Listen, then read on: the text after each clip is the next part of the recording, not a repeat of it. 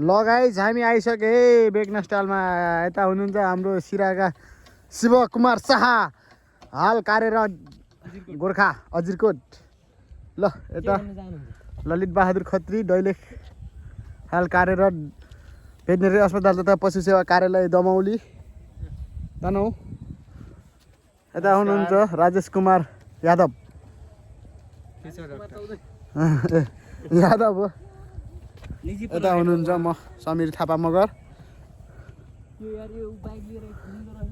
हुनुहुन्छ। मैले चाहिँ यहाँ मेरो बाइकलाई राखेर आइसकेको छु। यो 220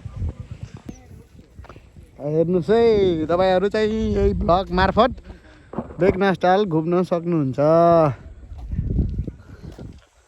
हामी जाँदैछौँ। यता चाहिँ माछा पालन छ है।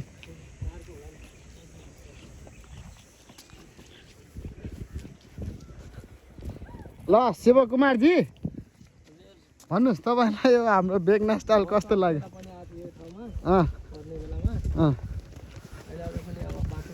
फेरि तपाईँ कति वर्षपछि यो बेगना स्टाइल घुम्नुभयो? 5-7 वर्षपछि। ल ललितजी हजुर भन्नुहोस्, हजुरलाई यो कस्तो लागिरहेको थियो भने यो ताल बेगनास ताल यदि थोरै पानी होला 100 लिटर जति पानी होला सोधिरहेको थिएँ यहाँ। एकदमै यो लड्ने पानी रहेछ। मलाई अचम्म लागिरहेछ। मैले देखिरहेको छु टाढा टाढासम्म होइन त्यो राम्रै रहेछ। ल राम्रो लाग्यो अरे उहाँलाई पनि। उहाँको विचारमा चाहिँ जम्मा यो हाम्रो बेगना स्टाइलमा जम्मा 100 लिटर जति पानी थियो होला भन्ने अनुभव रहेछ। त्यस्तो नरहेछ होइन। यादवजी भन्नुहोस्, तपाईँलाई कस्तो लागिरहेको छ यो? मलाई त खासै गतिलो लागेन। बेगनास भनेको लागेको थियो बेगले नाश गर्ने हो, तर यहाँ त बेगमा पानी चल्ने हो। बेगै छैन, पानी त अस्थिर अवस्थामा पो रहेछ त। यहाँ यत्रो नाम सुनेको ठुलो लागेको तर जो ठुलै छ। यो ठुलो होइन, यो सानो छ भनेपछि तपाईँले सानो भन्नुभयो यत्रोलाई। उहाँले सोच्नु भएको थियो हिन्द महासागर हिन्दै महासागर होला, तर यसो पानी अब यो भन्दा ठुलो त हाम्रो उता सर्लाहीको भरत ताल छ। एसियाकै सबभन्दा ठुलो मानव निर्मित ताल भरत ताल। यो चाहिँ हाम्रो गण्डकी प्रदेशभित्रकै यो हाम्रो के भन्छ पर्यटकीय स्थल हो है यो है पोखरा चाहिँ। जे होस् अरू त रमाइलो छ, राम्रो छ। यस्तो हो यस्तो कुराहरूको प्रभावको लागि हामीलाई पनि टाइम टाइममा आउनु पर्यो। माछा पाल्नको लागि एकदम राम्रो यता हाम्रो सिपी कल्चरको लागि। ए एकछिन हेर्नुहोस् तपाईँहरूले यहाँ माछा पनि हिँडेको देख्न सक्नुहुन्छ है।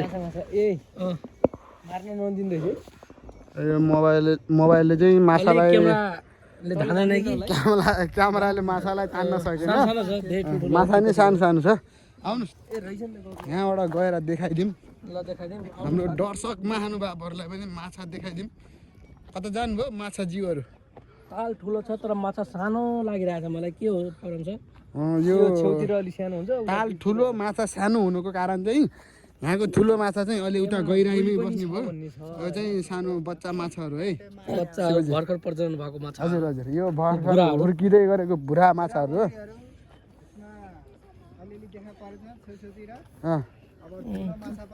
अब यो सेतो के हो? अब फोरे होला अब। हजुर हाम्रो यो बेगनास ताल चाहिँ अलि व्यवस्थित प्रकृतिले भरिपूर्ण ताल हो है यो। ल यो भागेको देख्न सक्नुहुन्छ यी